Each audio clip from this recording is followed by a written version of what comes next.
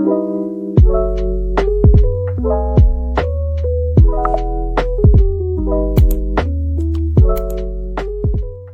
everyone, it's now sing.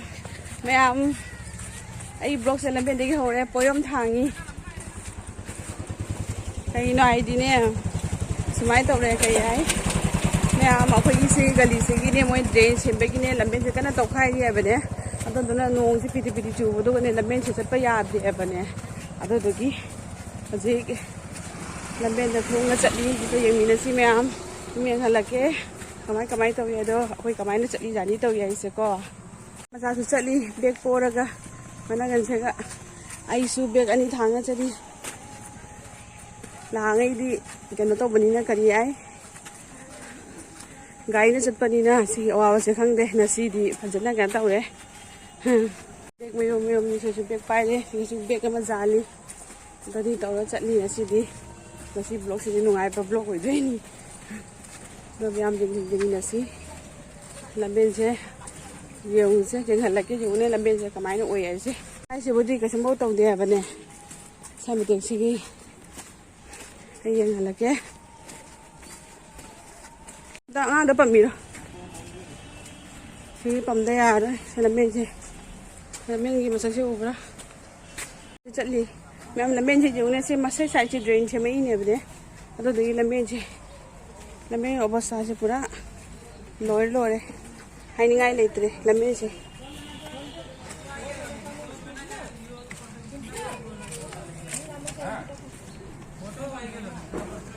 lambe se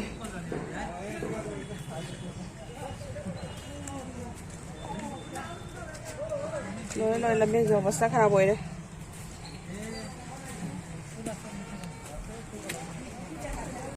Mình làm sang là tàu in, xí cái chỗ, chạy đi chơi nhiều này, xí, cá là mà chạy đi cân na, xí cái đi solo phăng nghe, xí cái đi phăng gari cái tàu đó chạy lên đi,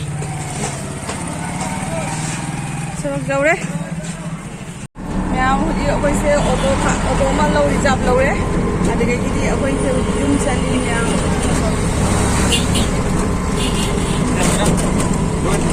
Rồi gáy đến dưới không? Ừ. Gáy thế là đổ được không?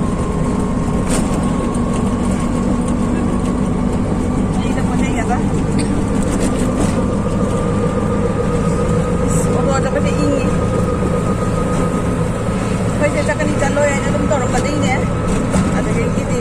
Đã không có là mình lại chăn đi. Yengminasi. Macam tu ya tu.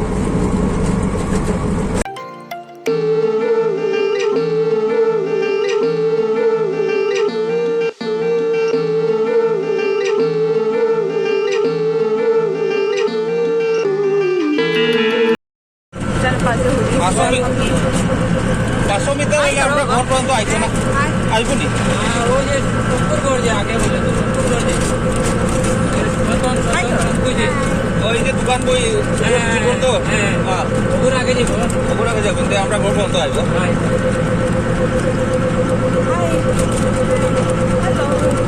माने आगे जी ऐसे उठा है रात को खाली नहीं वो तो ये बात तो ini mana itu? Main.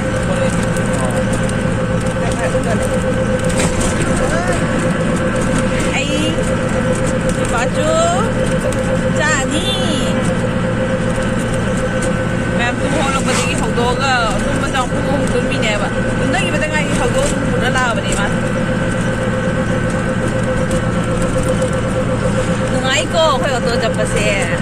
Nungai bra? Ada na nungai bra? Nung matang nungai bra? Nungai hai. Okay. Mẹ ako hindi bus kan diyaw re.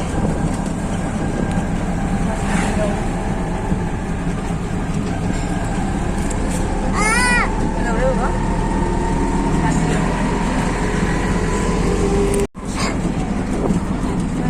Mẹ bus kan din.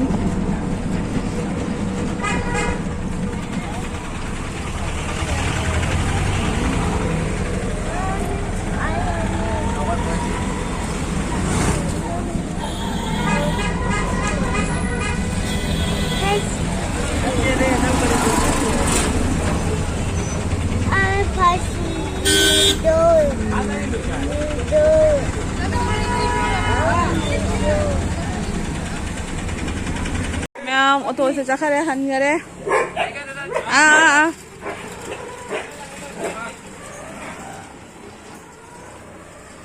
mayam akhoi hujik jum jawre hujik din se ekdam nong churak tore jum jaw batangai ri hujik akhoi Torch koi. na chapal lo Torch koi. Torch.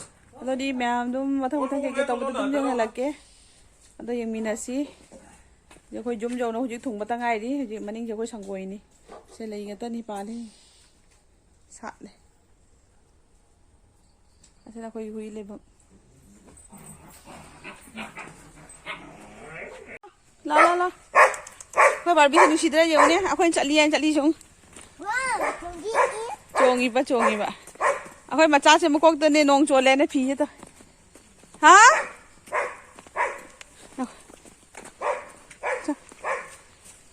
cho bar bi cho macha cho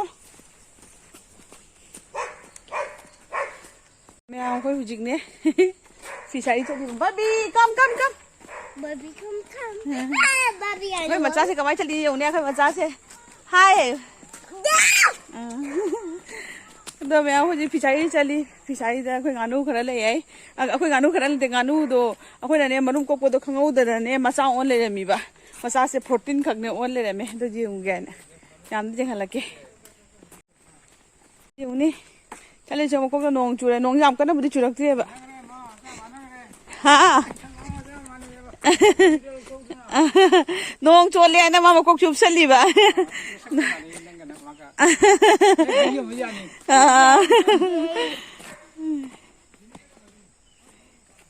cho chong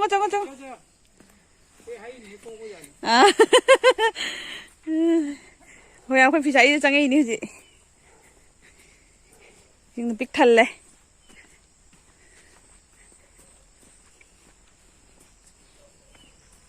xem lúc sinh ngàn đồng mà trang người ta lấy xe mà sao bốc tên à xem mà phi người ta này vậy đấy à phi cái phi qua khara 14 thật à mà cái gì thuộc lệ đấy xem lúc đó lệ à thì mình đúng là đúng uống bữa mẹ 15 ko olam me. 15 ko olam me 15 14 latte. Chalo. Mẹ mà sẽ khoi phi sari kim pham ni. do. Nga se oli bu jikta siga. Jikta siga. 29 no. Jump daddy ocean. Nga phai ba. Daddy na jump toraga. Kai hai ba kamai na? Daddy jump. Duidi. Ocean. Is nam thi ba. Kai ne nam thi kai le ga ni sai siga. The. O siga gi nganu manak chong bu do ga. Cho.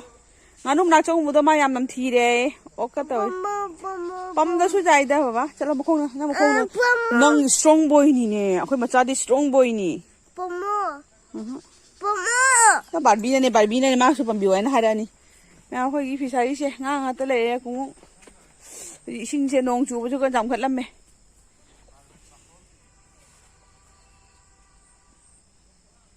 Hujik nungthang oisale ko nungthang oisala bani hujik ne hamra akoi se nungthang gi se asamba oina akoi chicken thong oin tawrani aba ko na sai lak padu su khoi thenge ka tawra bani na ado do hujik chicken khara laure ado do chicken oina thongani chicken oina charani na si nungthang gi dinner se ado myam num yengminasi kari tawbi hai do ko siga ne black siga boxer ga kana taw yaba ko akoi ta bitam na pizza ri biscuit che nti ayuki sandagi moi chabagi ne moi hipam gi moi kano se kariye se kha patha re charu se da bita singa wanghan bi da yar ma na bi je se pham se thambi ama barbie gi ne pita pija bi na Pije. Barbie. black sea Sada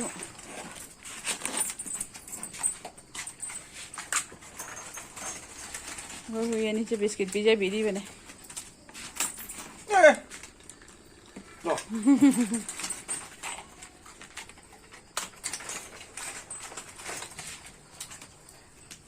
मैं हूँ chicken बुदी लेरकना लेरे अदो कना तौनी करी आई आई तिलो चनम खोई है को ma'am दुम कई दुम तौई है दुम जना लकी को अदो खरे मैम सिगा तिलो चनम लेरे अने खोपगी थमीबा मैं मपान थोंदोइनी है अखोई इमुंग लाई लेबनीने थोंबा यादे मपान से दुम थोंगनी यengminasi कैसे मैं मचंदो सिगा लेरे आलू के गाजे सिगना तिलो चनम ngौता तो वरे ngौखत खरे दो सादी सिगा लेरे सासे सिगा लेरे खांजे हापा खांजे मैम इग्नोर तो व्यू कन्ना तकपा ngamde अदो जगी सिगा लेरे सासे ये थोंगले सिगा ले सिगा थोंदे मैम खांजे कन्ना तो याने इग्नोर तो व्यू को अखोई की थबक सुबु नुपी तन कन्ना तम दना तो वीनी माना सिगना आलू के गाला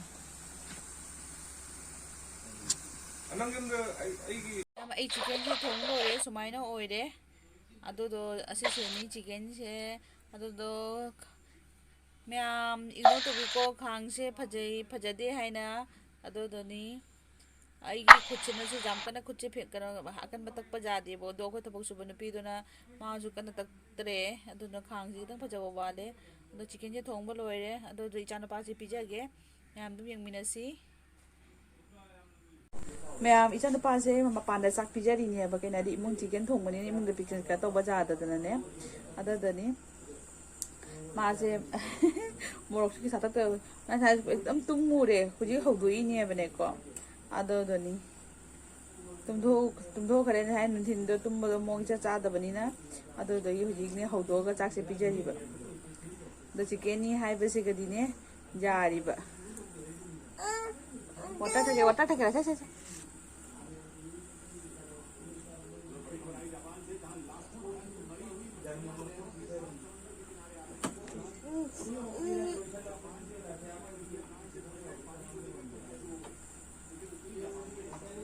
hai tụi tôi mẹ hồi hủy khoảng chứ mi làm qua cái nó tàu có tốn mấy đi